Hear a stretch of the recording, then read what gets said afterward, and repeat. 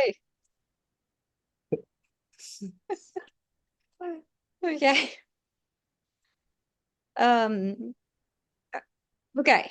So today we want to talk about how being in support groups on social media can actually reinforce and make your emetophobia worse, especially regarding your anxiety, fear, and avoidance techniques.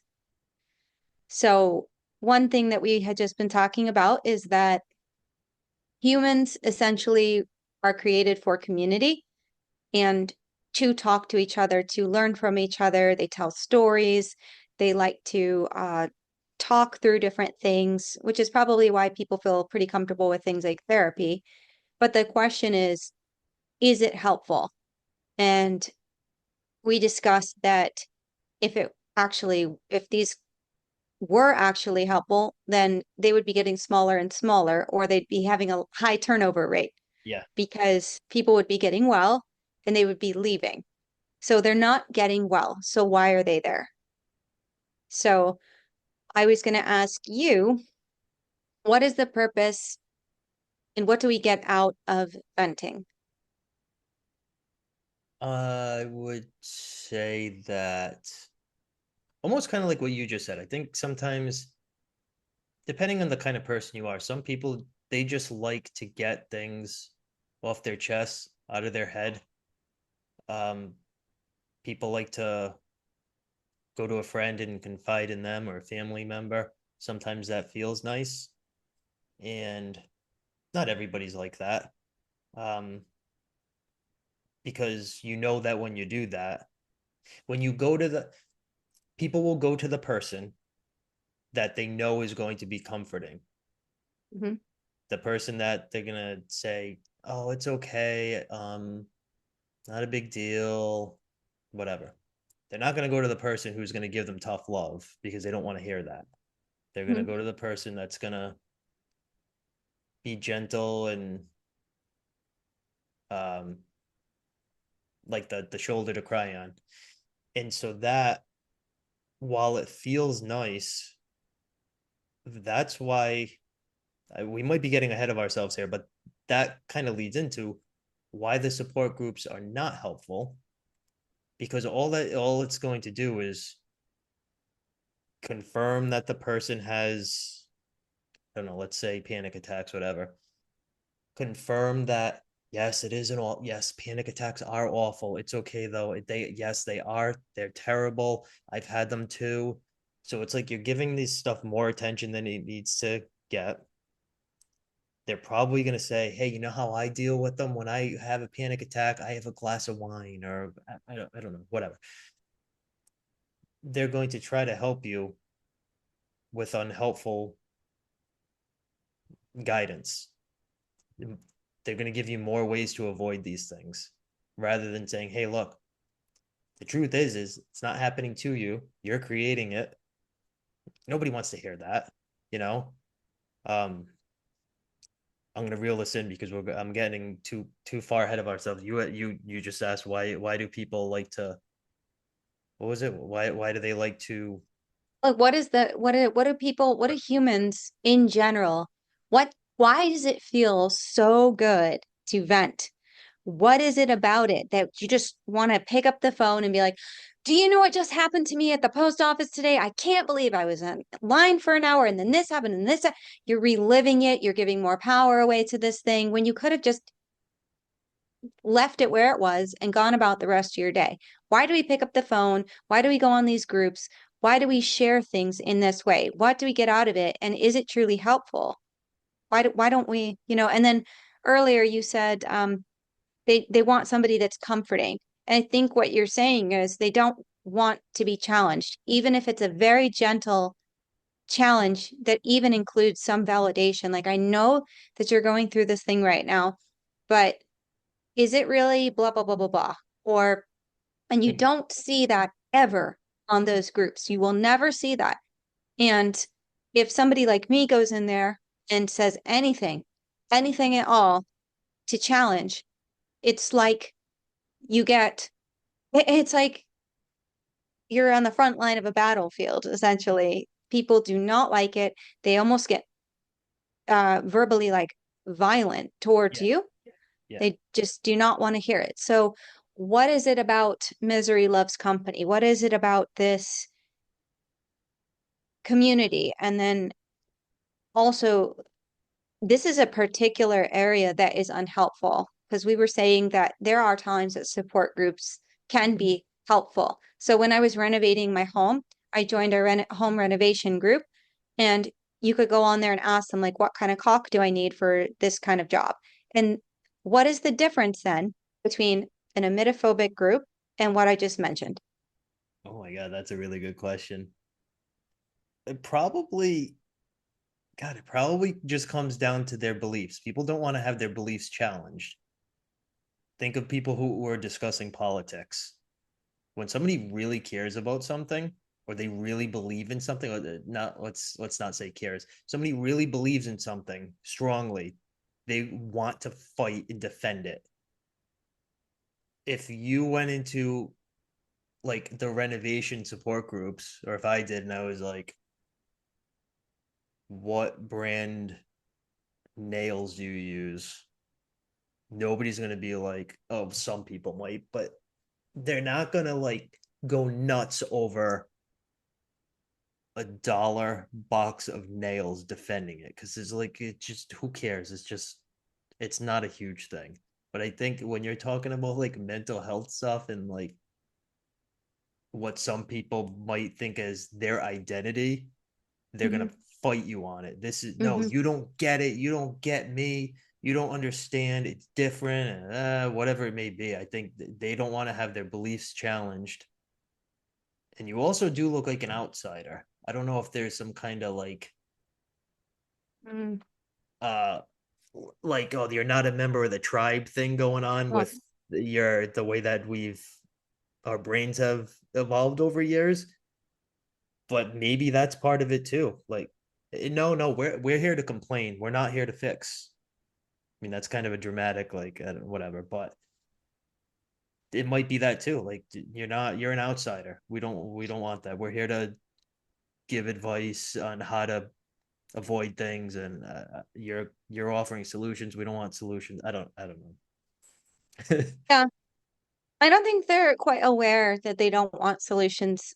And to be fair, they've been invalidated so many times that I completely understand both sides of this. I understand what it feels like to be on both sides because when I was suffering the most, I mean, that would make somebody feel, or that could really just, that feeling of invalidation has been there since you were a kid, probably. When, like, for example, my brothers would make fun of me. I threw up twice in a row after I ate soup. And so they would say, "Oh, you thought you had a soup allergy," and they would laugh at me. And I had to have like my friends' parents take me home sometimes because I was having panic attacks and they didn't understand. I once had a friend parent who has known me since I was a child. About 2 decades later, I told them that I was still struggling with emetophobia, and she's like, "Oh, you still have that?" There are a lot of things that people say that when you're outside of that support group, you just feel completely misunderstood. You just want to scream, you don't understand. And I completely understand where they're coming from. And Yeah, it feels safe in there. It feels like these are my people. yeah, Um, and I think one of the reasons people don't want to come out of those groups, even if they are tending to get better, is because it feels like a family. It feels like home. But you have to know that it's not helpful unless you're going in there to help people come out of it for some reason.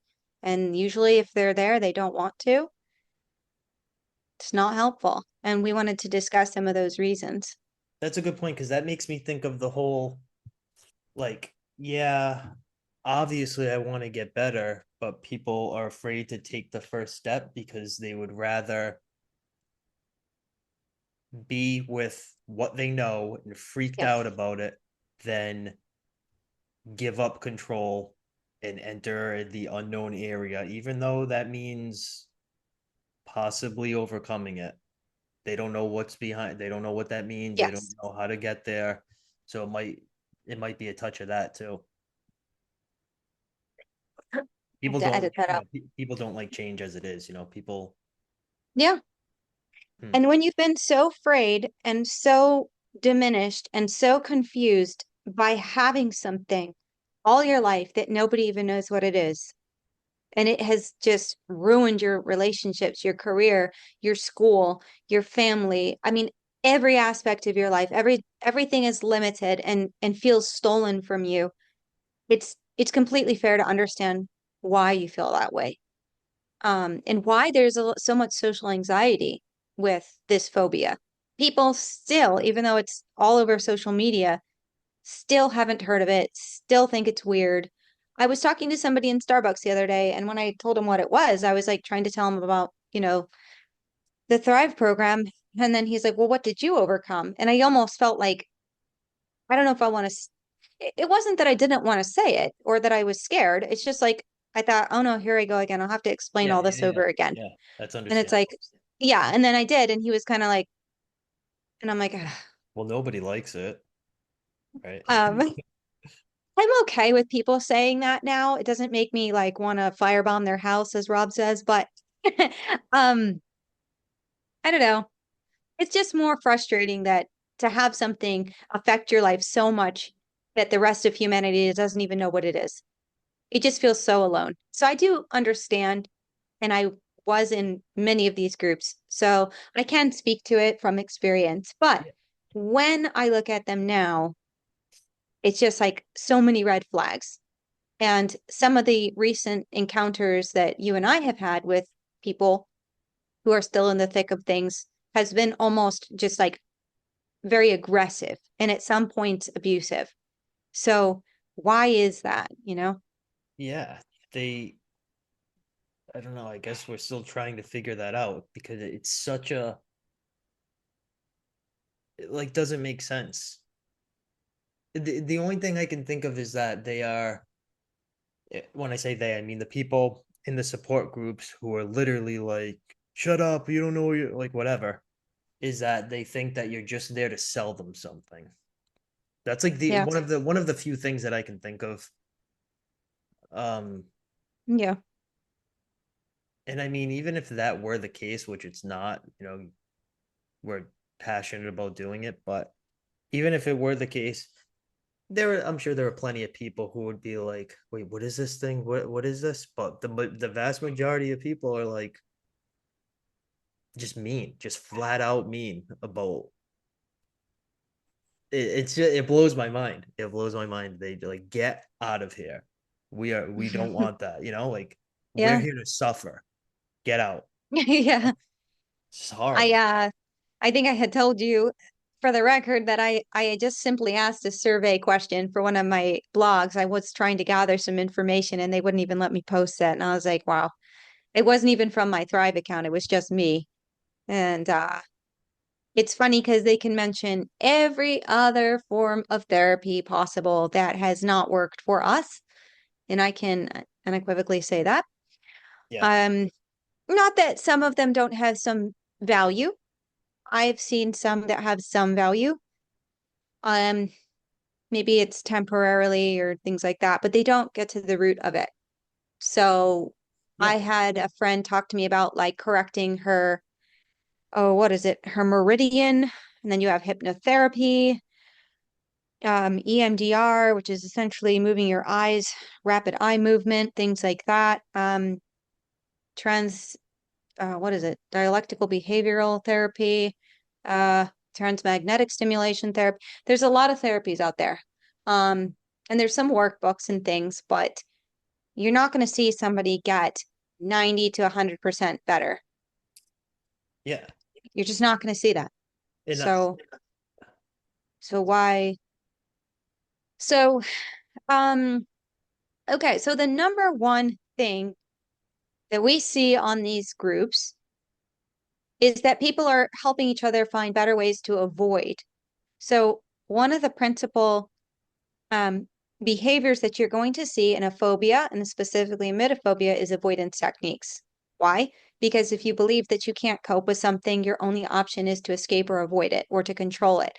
And emetophobia is not something that you can control. You just don't know from day to day if you're going to get sick or if you're going to be exposed or if you were exposed because, these are germs that are invisible. It's impossible to know. You don't know if you ate bad romaine. You don't know if you were exposed at the airport, right? So you don't know if this thing inside of you is going to be, if it's going to happen. It's like Russian roulette every day of your life. So Yeah. you have to avoid, you have to escape, you know. So what you see on there a lot is, um, hey, I think I've been exposed to this. What have you done in the past to avoid this, this, and this? Or just this reinforcement of avoidance techniques. And why would you say that that is, why does that create more of a sense of powerlessness? Because it's just helping somebody try to fix something in a way that will not fix it at all. There's That's probably the most direct way I can describe it. It's avoiding it, giving somebody bright ideas on how to avoid it is like the worst thing you could do. Hmm. It just is. It really just is. It's giving it too much attention. They're not afraid of the actual act of the throwing up. They're afraid of losing control of their emotions and the feelings that they felt the last time that they were around it or thinking about it. They couldn't control it. They hated that. So having them try to avoid it with your techniques, it's just like pointing the fire hose that way when the fire is over there. It just makes no sense. Then you're helping them avoid something that they're not afraid of. They think that they are, but they're not. It's and so that's just it's just reinforcing it. It's just Hmm. reinforcing the wrong thing and them being like, I don't know. It's probably going to make their world smaller, like you say, if they're like, well, make sure that you don't eat this. Oh yeah, I Hmm. never thought of that. Okay, so I won't eat that next time. Okay, so that's Right. one less thing I can experience in life. Yes. And it has nothing to do with that. It has nothing to do with the food. It has nothing to do with any of that. To me, this is all like if people were talking about, a bunch of alcoholics, this is hey, this is the newest alcohol that gets you the drunkest the fastest. Mm. Buy that one. That's the best one. Right. It's like that's what it is, and people probably don't want to hear this what I'm saying, but Hmm. I honestly don't care. That's literally like what it is. It's you think everybody has good intentions. You're trying to get help. The person thinks that they're helping you, but it's not helpful at all. It really Hmm. just isn't, and people don't realize that. And I get that. I guess to a certain extent, I get that they just don't get it. You don't know what you don't know, but yeah, I don't know. Yes. Um, and speaking from experience, we start these behaviors as, you know, the behaviors, the avoidance techniques actually create the phobia, and the phobia creates the avoidance techniques in a sense. So, like, for example, when I was 5, 6 years old, I had to have everything a certain way. And this is also where some OCD compulsive thinking comes in. I would have to have a garbage can next to my bed every night. I had to have my bedroom door cracked with certain amount of light coming in. If the light wasn't on, I would create anxiety. If I didn't have a trash can, I couldn't sleep. I would move everything out of the way to get to the bathroom every single night. You would see me Wow. go up and start moving things out of the way, all the stuffed animals, everything, right? It becomes ritualistic. It becomes OCD tendencies. Your brain starts thinking like that. It's like, this is what we do. And what happens is, if you do that for 5, 10, 15, 20, 30 years, it's not the same thing. It's not necessarily, they grow.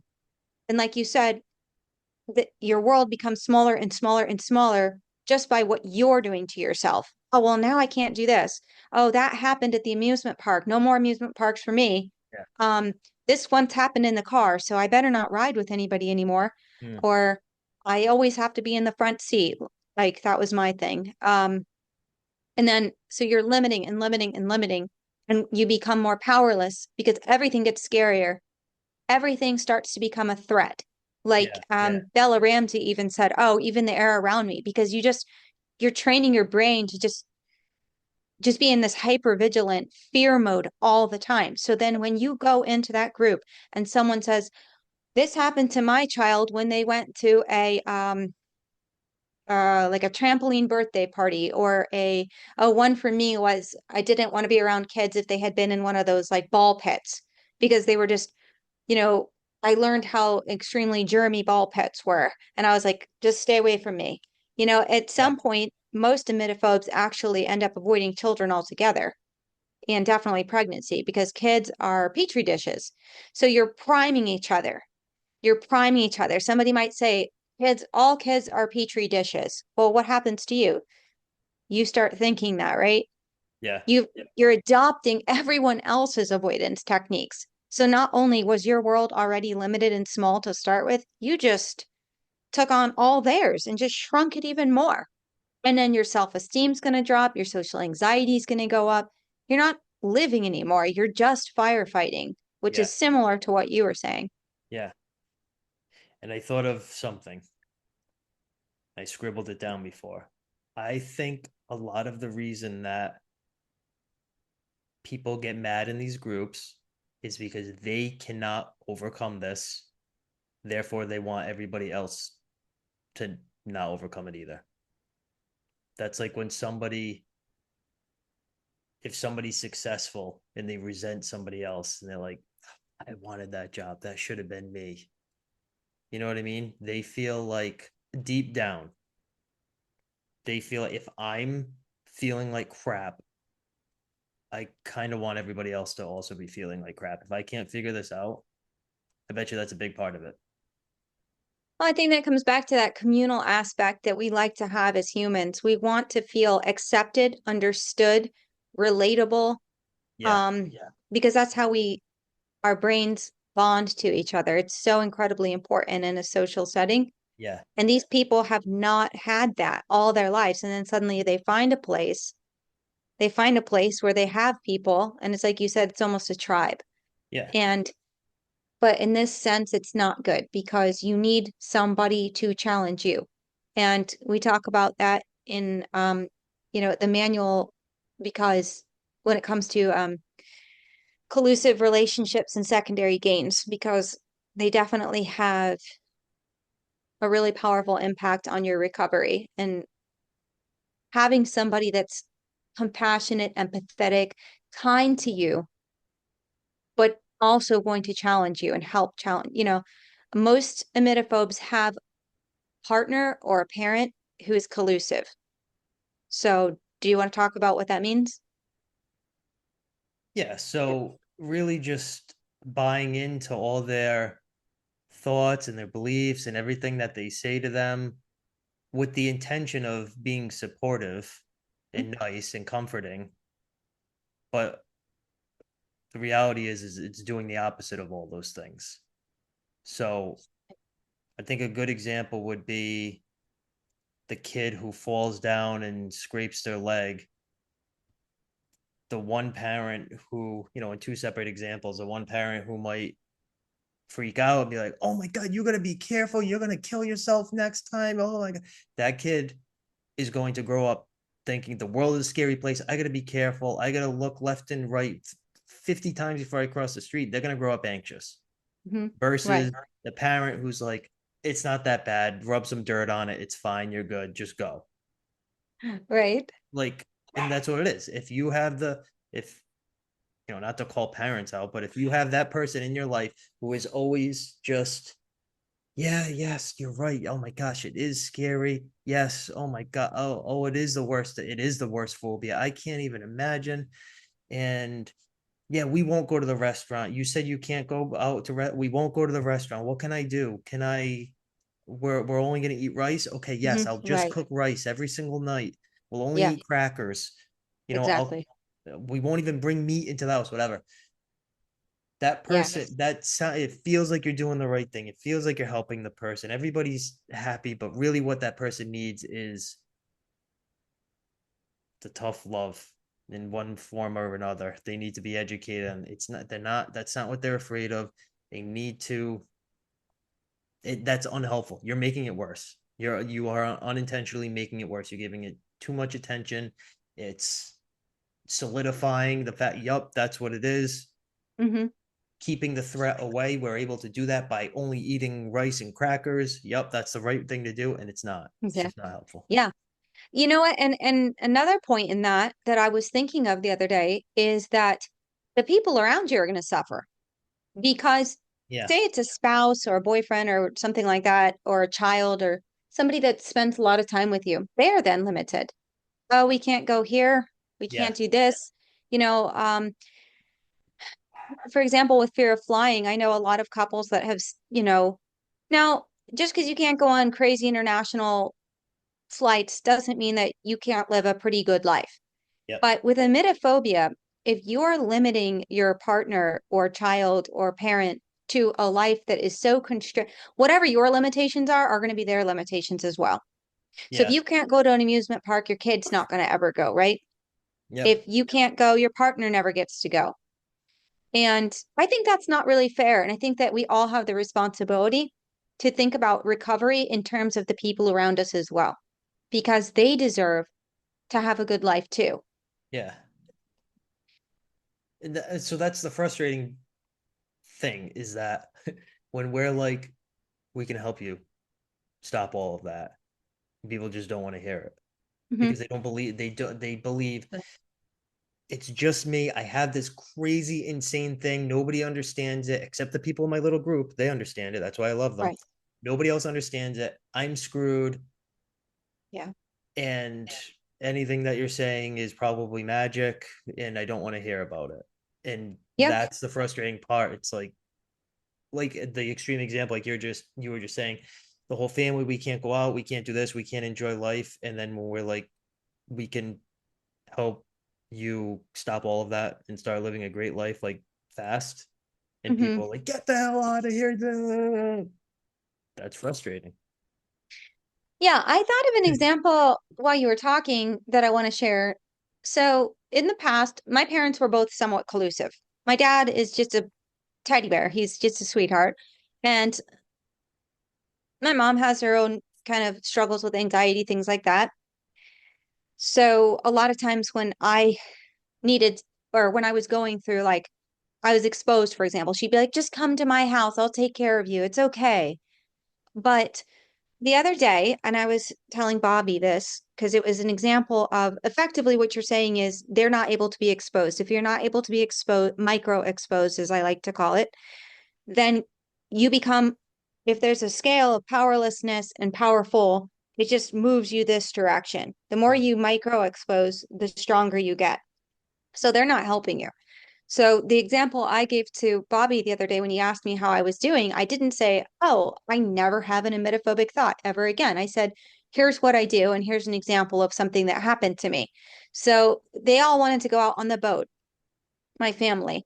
And normally that would have just kind of been something that was difficult for me, but I probably would have pushed myself to do. And in this case, they wanted to go out to eat first. And my avoidance technique would have just been don't eat at all if you're going to go somewhere like that in case of anything. So my dad, of course, being my dad, was like in the car with everybody, including my cousin in town visiting, was like, he particularly asked me, would it be okay if we went to the sushi restaurant? And I was kind of like, well, why are you asking me? And then I remembered like these old habits kind of thing. And I said, whatever you guys want to do is fine. I was probably going to eat light, which makes sense for me being on a boat, but just because I get dizzy. And we ended up going. I said, sure, fine, let's go. And I ate 2 hours before my boat ride. And I ate a sushi roll. I mean, it was vegetarian, but I just challenged myself. I exposed myself to something. And I was actually quite full when I went onto the boat. And I did have some of those thoughts. I was like, well, I could just not go because what if? And then I was like, no, you ate, you're going to go and you're going to have a good time. Yep. And I did. I Yep. did. So it's not that you are perfect. It's not that you never have a thought. It's that you challenge it, that you expose yourself, and that you process it in a really powerful way. When I got off the boat, I said, see, you had a good time. You didn't have any stomach issues. You didn't even get dizzy. You enjoyed your day, and you're so happy that you didn't go home and that you had a really nice time with your cousin who you rarely see. Yep. That's processing it in a powerful, helpful way. And next time, I might not even have a thought again. That's how you get rid of those thoughts. Yeah. Yeah. Yeah. And even if you do, you have a thought, you get over it. You could have canceled everything, beat yourself up for it. You know, Hmm. you could have went in the total opposite direction, been pissed at yourself. Your family might have been mad at you. That's what it's Hmm. about, being able to, we're not necessarily, we're not getting rid of anxiety 100%. Can't do that. It doesn't, you know, Mm. but you can minimize it so it's like barely there. When it is, you're like, yeah, it's not a big deal. Yep. You just keep moving. Yeah. Yeah. You can make it go from thousands and thousands of thoughts to just like three a day. And then you can just, Yeah, bye. yeah, yeah, yeah, yeah, yeah. You can, Something that I thought you're, of too, I think that I try not to engage with people online anymore for this and other reasons, but I think people are like, you can't say that you can, build strong mental health that quickly. You can't say that. And I was mm. like, I can say that because you can. And she's like, yeah, but you can't. And I was like, well, you literally can. So I guess that's where this conversation ends. So sorry. Mm. But people don't want to hear, that's probably somebody who, it definitely is somebody who has tried and failed. So they don't want to hear that. That's me implying, not on Yes. purpose, you failed and you didn't do it right. Yes. That's what They they don't want hear. to hear that. They don't want to basically think I'm an idiot, I suck. Right. But people, what they love to be like, no, you can't do that. Then how have we helped tens of thousands of people do that? How? Well, if true science is based on observation and repeatable, repeatable, observable, measurable proof, then guess what? We've got all three of those. We've got the TQ quiz, we've got testimonials, and we have people like us walking around who are observable that don't live like that anymore. I'm a completely different person. Yeah. So it's tough to run into those people because half of me is like, you just don't even know if you could just stop being so thick-headed for 1 second, you could change your life. But then the other half of me is like, you know what? Just continue on, I guess. I don't know what to tell you. I'm not gonna. I did my job. I told you this thing exists. That's it. Yeah.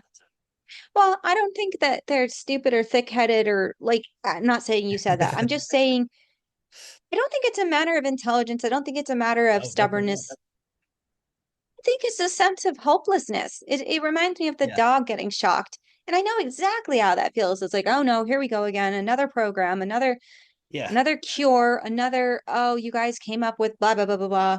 Like, I don't, That I'll makes sense. try it, but probably not, right? Because nothing, I remember I felt that way about the book. I kept thinking about it and I was like, there's nothing that can be in those pages that's going to make me stop being afraid of this. In fact, I was researching at the time neurovirus vaccines because, again, that's an avoidance or an escape tool. Yeah. I didn't want to learn how to overcome it. I wanted to know it was never going to happen to me again. And I remember even saying that. I was like, I don't want something to make me not afraid of it. I just don't want it to ever happen again. Yeah. And that's how you think as an emetophobe. But but you don't realize that on the other side, you're not even going to think like that. You're not going to be like your thinking completely changes when you're done. And that's what you have to sort of just trust the process and just say, I need to get through this and then we'll talk because you won't even be thinking like that. It Yeah. They just can't transforms how you imagine it. think. They can't No, imagine that you can't. at You all. can't. It's amazing. You don't know what you don't know, like you said. And then I feel compassion on those people that you're mentioning and even on that girl that was screaming at me. I don't want them to suffer. But if we get it in front of them and they reject it, that's their decision. So. Yeah, that's true. The thing that keeps me going is that I realize for every person that just screams and flips out when you're trying to help them, the next person is the one who's probably like, I am ready. I am going to work my ass off. I am ready to change my life. Hmm. Yeah. That's who I would welcome working with because those are the ones who are going to change their lives. Just can't do it Yes. for them, can't do it to them, So you don't want to twist somebody's arm anyway because if they don't believe it's going to work or they don't believe that they can do it, it's not going to, Hmm. and they won't do it. Also catch 22, because in order to do it correctly and put the right amount of effort and the right kind of effort in, you have to believe it's going to work. And so, Yeah. it's so important to watch those testimonials. It's so, so important. And when I watched, all I had to do was watch Mary's. I think I only watched Samantha and Mary's, and I was just like, sign me up, Yeah. because I knew that she understood both of them. But Mary in particular, Mary had had like the worst case scenario. I mean, she never even got married. Think about that. Yeah. Think about how limiting that is. Yep. But when she looked at the camera and she was like, I just can't be bothered. I was like, I want to say that. Yeah. Yeah. Yeah. I want to feel that. Yeah. Because when you're laying in bed at night, man, it's the complete opposite. You just get this impending doom, dread feeling on you, and you're just up all night shaking. To be able to just roll over and be like, well, if it happens, it happens. That was like a breath of fresh air to me. I Yeah. was like, wow. Yeah. The other thing too is people are so quick, and Rob talks about this. I'm going to be the hardest client. I'm going to be the worst client. They wear that like a badge, and everybody thinks that they're they have the worst story. But unless you come to us and you have